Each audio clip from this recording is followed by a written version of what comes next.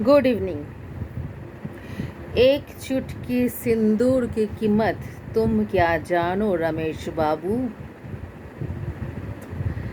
ভারতীয় নারীদের এক চুটকি সিঁদুর তুলে নেওয়ার প্রতিদান তো পাচ্ছ ভাই তোমরা। কেমন লাগে? पीठ पीछे वार करते हो, सामने से आके लड़ने का हिम्मत तो रखो। हम भारतवासी हो है, हम भारतवासी सामने से सीना ऊंचा करके लड़ते हैं, मैदान में आ जाते हैं। सामने से, पीछे से हम लोग वार नहीं करते। ये हमारी ज़मीर का सवाल है।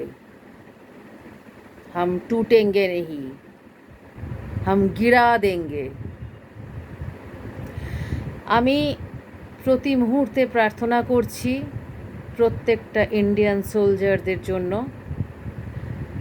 তারা যুদ্ধে জয়ী হয়ে বিজয়ের মালা গলায় পরে যেন তাদের মায়েদের কোলে ফিরে আসতে পারে। আমি বরাবরই গর্বিত ছিলাম ভারতীয় বলে, আজ অনেক বেশি, আরও পরিমাণে দ্বিগুণ বলো চারগুণ বলো, আমি আজও অনেক বেশি গর্বিত আমি इंडियन। तुमने वार किया पीछे से, पाकिस्तान हम बना देंगे तुम्हारा कब्रिस्तान।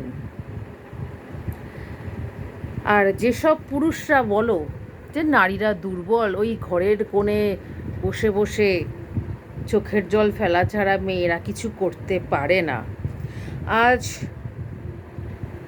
এই সিন্দুর অপারেশনের দুটো মাথা হচ্ছে এক বৃন্দে দুই কুসুম, দুটো নারী। পুরো সিন্দুর অপারেশনের মেইন ব্রেন।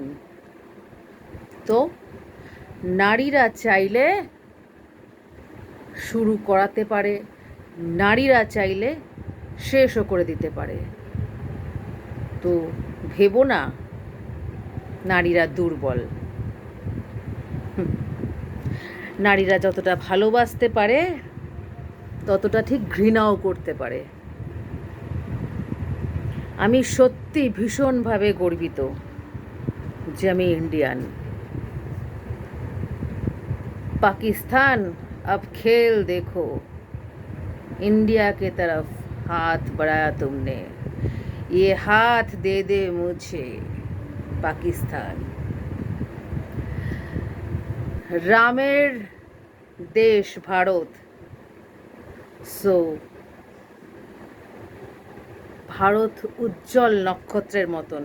ভারতকে যারা বা যেই দেশ দুর্বল ভেবেছে সে অনেক বড় ভুল করেছে। জয় হিন্দ, বন্দে মাতরম।